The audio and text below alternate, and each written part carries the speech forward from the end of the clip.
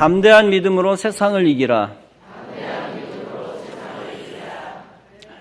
1930년대 프랑스 지도자들은 절대라고 하는 단어를 항상 입에 올렸습니다. 그런 말을 달고 살았습니다. 대통령과 총리는 전쟁을 피하겠다, 평화를 지키겠다라는 말을 즐겨 했습니다. 그때마다 절대라는 단어를 말머리에 올렸습니다. 장군들마저 절대로 프랑스 국경 안에선 전투를 벌이지 않겠다고 국민에게 다짐했습니다. 그 말대로 사람들의 생각도 절대로 전쟁을 피하고 싶은 쪽으로 흘러갔습니다. 절대 평화, 절대 전쟁 회피는 당시 프랑스 전체 국민들의 간절한 소망이었습니다. 왜냐하면 그도 그럴 것이 20여 년 전 1차 세계대전의 기억은 극히 고통스러운 것이었기 때문입니다. 그때 140만 명이 목숨을 잃고 국토의 4분의 1이 폐허가 되었습니다. 프랑스 분위기를 어떤 영국 외교관은 본국에 이렇게 보고했습니다. 프랑스 국민들은 영국에 떠밀려 독일과의 전쟁에 휘말려든다고 불평하고 있다. 이 분위기 속에서 프랑스 육군은 1940년 5월 7일 대독일 경계를 풀어버립니다. 그리고 그동안 중단했던 육군의 휴가를 다시 허용했습니다. 그런데 3일 후 5월 10일 엄청난 일이 벌어집니다. 히틀러 군대가 북부 국경을 넘어 침공을 개시한 것입니다. 그해 6월 14일 파리를 점령하고 상젤리제 거리에서 독일군이 개선 행진을 벌였습니다. 프랑스 육군은 유럽에서 가장 강한 위대한 육군이라는 평가를 받았던 육군이었습니다. 그런 것이 3일 만에 무너져 버린 것입니다. 역사가 토니 주트라고 하는 사람은 프랑스 몰락의 근본 원인을 다음과 같이 적었습니다. 정치인들이 국민에게 주입시킨 집단적 공포와 자신감 상실이었다. 여러분, 그렇습니다. 공포심과 자신감 상실은 개인과 나라를 무너뜨립니다. 그 심령 상태는 환난을 대비하지 못하게 만들기 때문입니다. 담대함과 자신감은 환난을 대비하는 중요한 힘입니다. 그 담대함과 자신감이라고 하는 것은 개인에게만 필요한 것이 아닙니다. 그것은 한 집단에게도 필요하고 국가에게도 필요합니다. 국민들에게도 필요합니다. 운동선수가 싸울 의지가 없으면 경기에서 더 진척하지 못하고 쉽게 무너지는 것입니다. 군대도 싸울 의지가 없으면 사기가 땅에 떨어지고 혼비백산 흩어지는 것입니다. 마찬가지로 국민들에게 담대함이 없으면 위기를 회피하다가 더 큰 화를 당하는 것입니다. 그러므로 첫째는 마음의 담대함이 중요하고 둘째는 준비가 중요합니다. 유비무환이라는 말이 있습니다. 은나라에 고종이 있었고 그는 어진 재상 부열이라는 사람을 두고 있었습니다. 이 부열이 고종 임금에게 다음과 같이 말했습니다. 생각이 오르면 이를 행동으로 옮기되 그 옮기는 것을 시기에 맞게 하십시오. 그 능한 것을 자랑하게 되면 그 공을 잃게 됩니다. 오직 모든 일은 다 그 갖춘 것이 있는 법이니 갖춘 것이 있어야만 근심이 없게 될 것입니다. 즉 거꾸로는 다가올 어려움을 알고도 철저하게 대비하지 않는다면 스스로 근심을 만드는 일이다 라는 뜻입니다. 그런데 이 유비무환 정신을 실천한다는 것은 쉬운 일이 아닙니다. 왜냐하면 사람의 본능은 이를 미루는 측면이 있기 때문입니다. 당장 아무 일이 없어서 앞으로 닥칠 위기가 실감나지 않습니다. 생각으로 회피하면 실제 환난에서도 회피할 수 있다고 착각을 합니다. 무엇보다 담대함이 필요하기 때문에 쉽지 않습니다. 담대하게 맞서 준비해야 하기 때문에 노력을 어마어마하게 해야 되기 때문에 쉽지 않습니다. 그러나 본문에서 주님은 우리에게 다가올 위기 상황에서 담대하라고 명령하고 있습니다. 보라, 너희가 다 각각 제 곳으로 흩어질 것이다. 너희가 나를 혼자 둘 때가 올 것인데 그때가 벌써 왔다. 그러나 내가 혼자 있는 것이 아니라 아버지께서 나와 함께 계신다. 내가 이렇게 말하는 이유는 너희로 내 안에서 평안을 누리게 하기 위함이다. 세상에서는 너희가 환난을 당하나 담대하라. 내가 세상을 이기었노라. 우리가 담대해야 하는 이유들을 말씀하고 있습니다. 그 이유는 하나님이 우리와 함께 하시기 때문이라는 것입니다. 본문에서 예수님은 제자들에게 말씀합니다. 내가 혼자 있는 것이 아니라 아버지께서 나와 함께 계시느니라. 이 말씀은 성부 하나님께서 성자 예수님에게만 함께 하신다는 뜻이 아닙니다. 그 하나님께서 제자들과도 함께 하시고 오늘날 여러분에게도 함께 하신다는 뜻입니다. 하나님이 함께 하신다는 것은 하나님의 힘으로 하나님이 내 문제를 해결하신다는 뜻입니다. 하나님이 함께 하신다는 것은 내가 발버둥치지 않아도 하나님이 역사하신다는 뜻입니다. 모세가 살아났을 때에, 생존의 은혜를 입었을 때에 모세 자신의 힘으로 생존한 것이 아니었습니다. 아기 모세 스스로 애굽 왕궁으로 간 것이 아닙니다. 하나님이 모세의 어머니를 통해 아이디어를 주셨습니다. 모세의 어머니는 아기 모세를 갈대 상자에 담아 나일강에 띄웠습니다. 갈대 상자는 애굽 왕궁으로 흘러갔습니다. 그 사건은 하나님이 직접 갈대 상자를 애굽 왕궁으로 가게 하신 것입니다. 하나님이 인생과 함께 하신다는 것은 결국 무슨 뜻입니까? 그것은 하나님이 인생을 도울 사람을 붙여주신다는 뜻입니다. 모세가 애굽 왕궁에 도달했을 때 바로의 딸을 붙여주셨습니다. 더 나아가 왕궁에서 민족의식과 신앙심을 불어넣어줄 히브리 유모를 붙여주셨습니다. 광야로 도망갔을 때는 장인 이드로를 만나 광야에서 40년을 보낼 수 있게 주셨습니다. 성경은 이드로를 르우엘이라고도 부르고 있습니다. 40년이 지난 후에는 하나님은 모세에게 그의 형 아론을 붙여주셨습니다. 모세보다 언변이 뛰어난 자로서 그의 사역을 돕게 하기 위함이었습니다.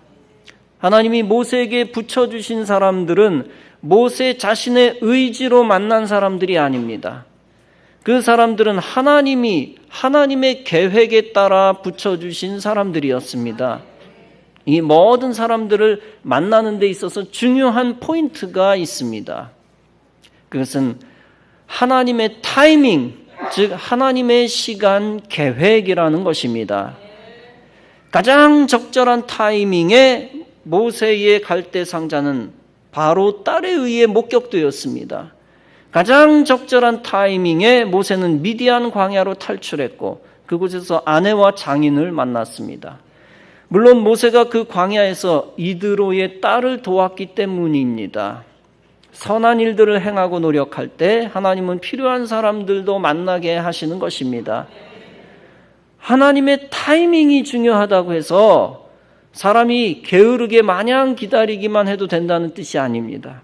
하나님의 타이밍을 믿을수록 그 타이밍이 빛나도록 더욱 준비해야 합니다. 그리고 매 순간순간 선한 일, 신앙적인 일을 쌓아 나가야 합니다. 그러면 하나님께서 함께 하셔서 하나님의 때에 놀라운 일을 일으키시는 것입니다. 모세가 광야로 들어간 후 하나님은 이스라엘 해방의 시기를 40년 후로 잡으셨습니다. 하나님은 40년 동안 모세를 더욱 겸손하게 하셨고 성숙하게 하셨습니다. 이스라엘을 이끌 만한 경륜도 갖추게 하셨습니다. 단지 이제 필요한 것은 모세의 담대함이었습니다. 모세가 담대하지 않고 인간의 겁을 내면 모세는 하나님께 순종할 수 없습니다. 그리고 애굽 왕 바로에게 나아갈 수도 없습니다. 그래서 하나님은 모세에게 담대함을 요구하고 나아가라고 했던 것입니다. 하나님은 모세에게 담대함을 주기 위해 격려하셨습니다. 이제 가라. 내가 네 입과 함께 있어서 할 말을 가르치리라. 결국 모세는 순종하였고 담대히 바로 앞에 섰습니다. 그리고 하나님이 함께 하시는 은혜 속에서 놀라운 하나님의 일을 펼쳐나갔습니다. 그러므로 우리도 하나님의 거룩한 타이밍을 믿고 믿음으로 나아가야 할 것입니다. 하나님이 이때를 위하여 나를 이제까지 살려주셨구나 라고 생각할 것입니다. 하나님이 이때를 위하여 나를 이곳까지 이끌어 주셨구나 라고 생각할 것입니다. 담대하게 나아가기만 하면 됩니다. 그리고 이때에 나를 향하여 가라 라고 명하시는구나 라고 깨달아 알아차릴 것입니다. 그런 생각이 사명의식입니다. 그 사명의식은 하나님의 타이밍을 믿을 때 더욱 확실해집니다. 그리고 그 사명의식은 하나님이 끝까지 함께 하심을 믿을 때 더욱 확실해집니다. 여호수아 1장에서 하나님이 여호수아에게 강력하게 말씀합니다. 네 평생에 너를 능히 대적할 자가 없으리니 내가 모세와 함께 있었던 것 같이 너와 함께 있을 것임이니라. 내가 너를 떠나지 아니하며 버리지 아니하리라. 강하고 담대하라. 너는 내가 그들의 조상에게 맹세하여 그들에게 주리라 한 땅을 이 백성에게 차지하게 하리라. 내가 네게 명한 것이 아니냐. 강하고 담대하라. 두려워하지 말며 놀라지 말라. 네가 어디로 가든지 네 하나님 여호와가 너와 함께 하느니라 하시니라. 하나님이 모세와 함께 하셨던 것 같이 여호수아 너에게도 함께 하시겠다는 것입니다. 만약 하나님이 모세와 함께 하시지 않았다면 어떻게 되었을까요? 그렇다면 모세는 이스라엘 백성들을 해방시킬 수 없었을 것입니다. 반대로 하나님이 모세에게 함께 하셔서 모세가 생존하게 하셨습니다. 바로에게 죽임당하지 않게 하셨습니다. 하나님이 모세에게 함께 하셔서 10가지 재앙을 내려주셨습니다. 그리고 하나님이 모세에게 함께 하셔서 홍해를 갈라주셨습니다. 모세에게 그동안 많은 위기가 있었습니다. 사실은 죽음의 위기도 여러 번 넘겼습니다. 그때마다 하나님은 모세의 생명을 직접 구해 주셨습니다. 모세가 아기였을 때 애굽 정권에 의해 죽임을 당할 위기에 놓였습니다.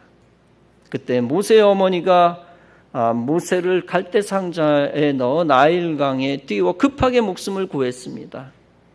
그런데 강에 띄워졌다고 해서 다 살아나는 것은 아닙니다.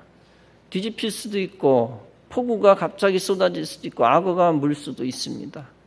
그러나 무사히 모세의 갈대 상자는 왕궁에 도달합니다.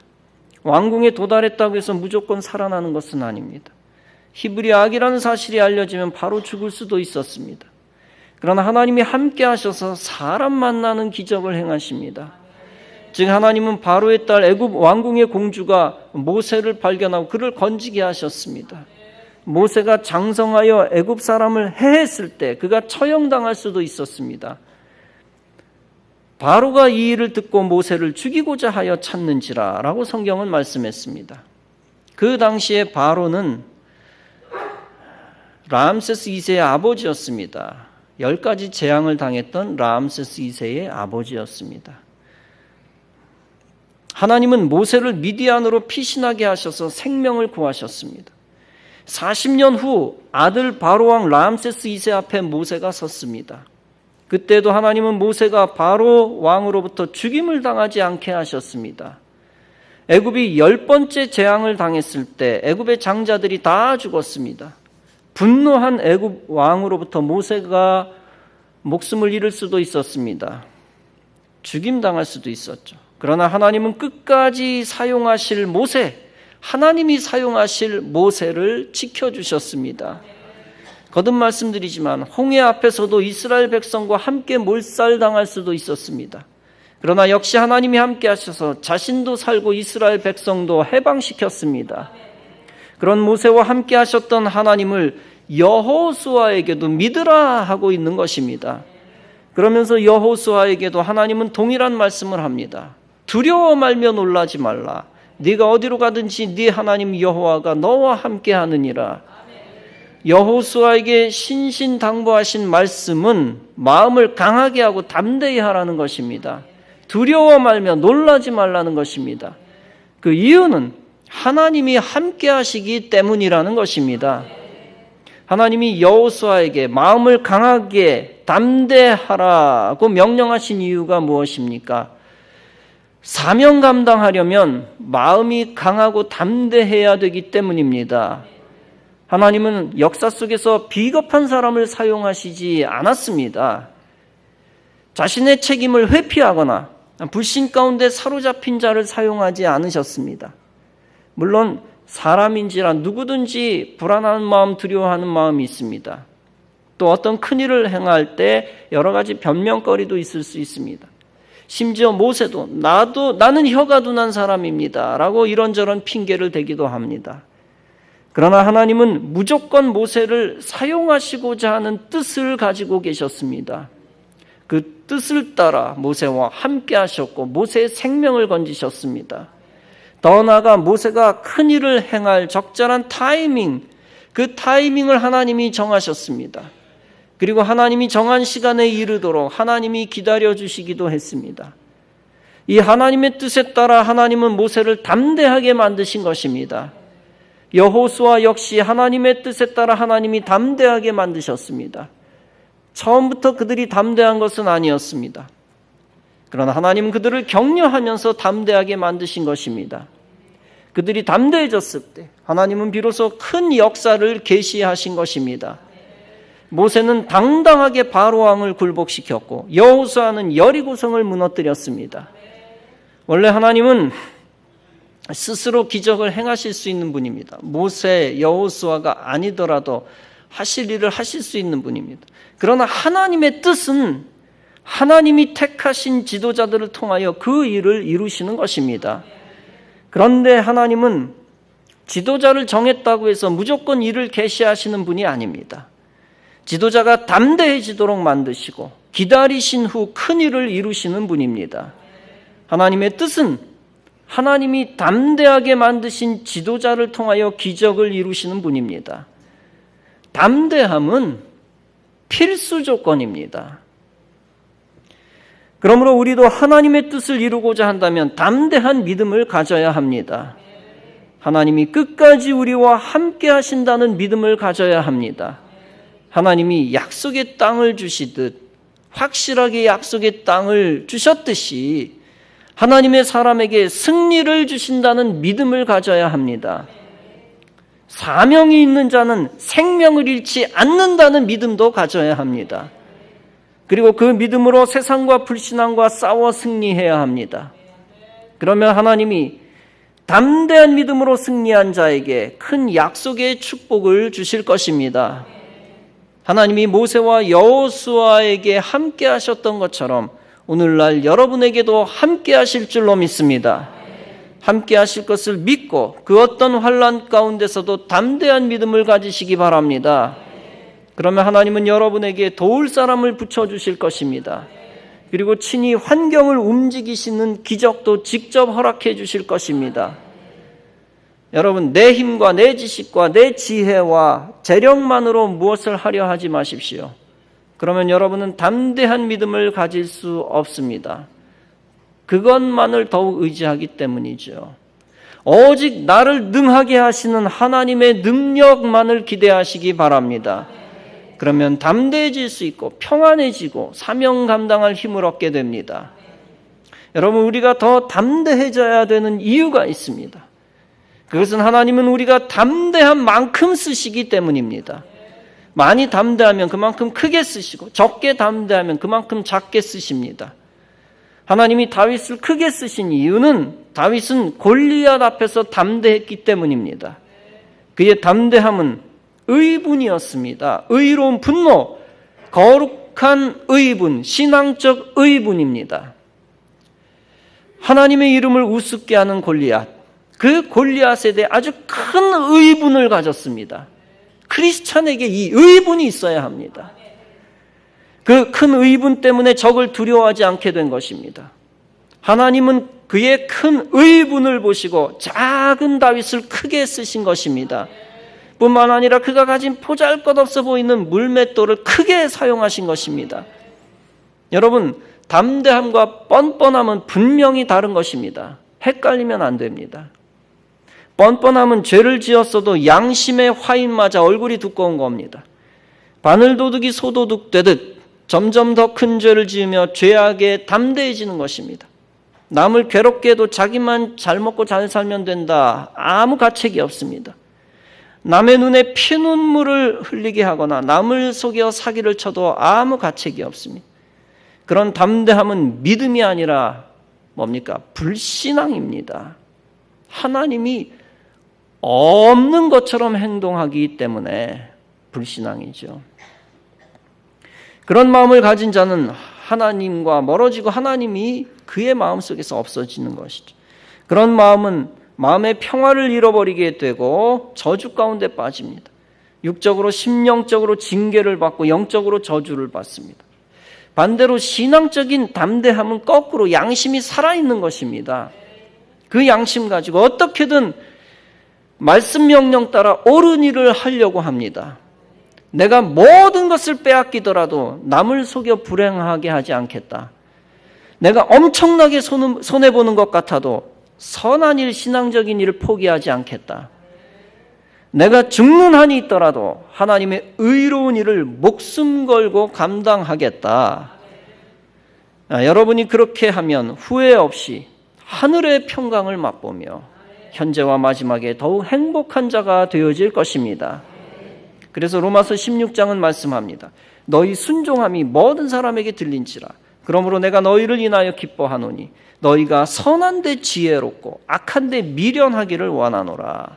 즉 악을 행하는 데 있어서 민첩하거나 담대하지 말고 오히려 둔하고 조심해야 한다는 것입니다. 선한 데 지혜롭고 민첩해야 한다는 겁니다. 악한 일에 담대해서는 안 됩니다. 반대로 하나님의 자녀들은 양심적인 일, 선한 일, 신앙적인 일에 담대해야 합니다. 이처럼 오직 하나님의 사람들은 다가오는 환난을 믿음으로 담대히 대하여야 합니다. 그런 담대한 심령, 담대한 믿음을 보시고 하나님이 주시는 복이 있습니다. 그런 복은 평안과 승리입니다. 그래서 거듭 본문에서 예수님이 말씀합니다. 너희가 내 안에서 평안을 누리게 하기 위함이다. 즉 하나님이 우리와 함께 하심을 담대히 우리가 믿으면 평안이 온다는 뜻입니다. 또한 세상에선 너희가 환난을 당하나 담대하라. 내가 세상을 이기었노라. 이 말씀은 두 가지 뜻을 다 갖고 있습니다. 즉 첫째는 우리가 담대한 믿음을 가지면 주님이 승리를 주신다는 것입니다.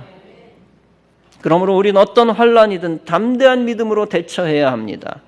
그러면 우리와 함께 하신 하나님이 그 어떤 환난도 뛰어넘게 하실 것입니다. 우리가 담대하는 두 번째 이유가 있습니다. 그것은 주님이 이미 세상을 이기셨기 때문입니다. 주님이 승리해 놓으셨다는 것입니다. 그렇기 때문에 우리가 두려워하거나 걱정하지 말고 담대한 믿음을 가져야 된다는 겁니다. 쉽게 말해서 우리는 주님 안에서 이겨놓고 싸우는 것입니다. 이겨놓은 운동 경기를 재방송으로 보는 것과 같습니다. 주님이 우리에게 원하시는 것은 주님이 예정하신 약속의 승리와 약속의 축복을 믿으라는 것입니다. 주님의 계획과 섭리와 주님의 시나리오에 따라 승리를 정해놓으셨습니다. 그걸 믿으라는 거죠. 그리고 그 믿음에 따라 지금 두려움 없이 싸우라는 것입니다. 지금 두려움 없이 담대하게 믿음으로 다가올 환난에 대처하라는 것입니다. 믿음으로 기도하여 환난 중에 오히려 담대한 믿음의 열매를 얻고 축복의 열매를 얻으라는 것입니다. 영국인들이 가장 위대한 순간이라고 말하는 역사가 있습니다. 다름 아니라 세계 제2차 대전 중 1940년 9월부터 그 다음에 5월까지의 기간입니다. 그때까지 독일군 공습으로 영국 도시 곳곳이 불바다가 되었습니다. 런던에서만 3만 명이 죽고 5만 명이 부상당했습니다. 런던 시민의 6분의 1인 140만 명이 집을 잃었습니다. 그 순간은 프랑스가 이미 굴복하고 미국이 외면할 때였습니다. 영국의 승사는 희미했습니다. 대공습이 시작된 뒤 11주 동안 런던에 폭탄비가 내리지 않는 날은 단 하루뿐이었습니다. 나치가 노린 것은 영국인들의 마음의 구멍이었습니다. 공포에 질린 시민이 정부에 항복하라 하며 폭동을 일으키기를 나치가 기대했습니다. 프랑스에서는 그 비슷한 일이 벌어졌습니다. 그러나 독일은 영국을 잘못 알았습니다. 윈스턴 처칠 총리는 국민들에게 다음과 같이 호소했습니다. 내가 여러분들에게 줄 수 있는 것은 피와 눈물과 땀밖에 없습니다. 여기에 대해 국민들은 런던은 견딜 수 있다라는 답을 했습니다.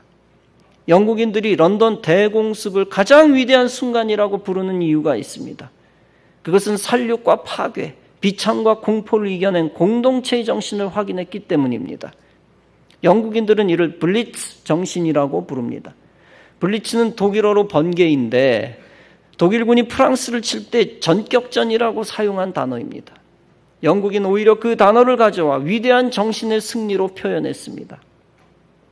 물론 일부는 정부를 원망하고 굴욕적 타협을 요구하는 목소리도 있었습니다. 그러나 전체적으로 영국인들은 자존심을 잃지 않고 공포 앞에서 질서를 지켰습니다. 결과적으로 영국 중심의 연합군이 히틀러의 나치를 무너뜨려 최종 승리를 만들어내었습니다. 사랑하는 성도 여러분, 하나님은 개인의 승리든 기업의 승리든 나라의 승리든 담대한 승리, 담대한 심령을 가진 자가 승리케 하시는 것입니다. 또한 하나님은 담대한 믿음을 가진 성도가 마귀를 이기게 하십니다. 인생은 닥쳤던 환난, 또 닥칠 환난으로 인해 두려워 떨며 무너지기 쉬운 경향이 있습니다. 개인적으로도 그렇고 집단적으로도 그렇고. 그러나 성도들과 이 나라 백성들은 두려워 숨지 말아야 합니다. 환난 앞에서 준비하는 책임을 회피하거나 전가해서는 안 됩니다. 히브리서 10장은 단호하게 말씀합니다. 그러므로 너희 담대함을 버리지 말라. 이것이 큰 상을 얻느니라. 하나님은 오직 신앙적 담대함을 지키는 자에게 큰 상을 주십니다. 하나님의 위대하심과 전능하심을 믿고 담대하게 잘 준비하는 자에게 승리를 주시는 것입니다. 우리 인생 앞에서는 많은 환난의 위기가 있습니다. 신앙적 핍박의 위기, 교회 존립의 위기, 불신앙의 위기가 있습니다. 가정의 위기, 기업의 위기, 국가의 위기, 전쟁의 위기 등이 있습니다. 그 모든 위기 가운데서 담대한 믿음을 가지고 말씀대로 준비하시기를 바랍니다. 쓰임받기 위하여 스스로 담대한 믿음을 키울 훈련도 해나가시기를 바랍니다. 그리고 승리를 하나님이 주실 것을 확신하며 하나님만 의지하시기 바랍니다. 죽으면 죽으리라는 죽음을 불사하는 마음 가지고 불신앙과 세상과 마귀와 싸우시기 바랍니다. 그러면 모세와 여호수아에게 함께 하셨던 하나님이 여러분과도 함께 하실 것입니다. 특히 담대한 믿음으로 나아가는 여러분들의 삶을 책임지실 것입니다. 살고자 하면 죽고, 죽고자 하면 사는 것, 그것이 주님의 법칙입니다. 여러분을 환난에서 건져주시고 생명 주시고 사명 감당케 해주실 것입니다. 여러분이 세상을 이기고 죄악을 이기고 악한 권세와 악한 나라를 이기게 해주실 것입니다. 담대한 믿음 있는 성도와 지도자가 세상을 이기는 것, 담대한 사람이 세상을 이기는 것, 그것이 하나님의 뜻입니다. 그 하나님의 뜻을 더욱 깊이 깨달아 더욱 담대한 믿음을 가지고 하나님이 주신 믿음 붙들고 위대한 승리를 거두는 성도 여러분 다 되어지시기를 주님의 이름으로 축원합니다.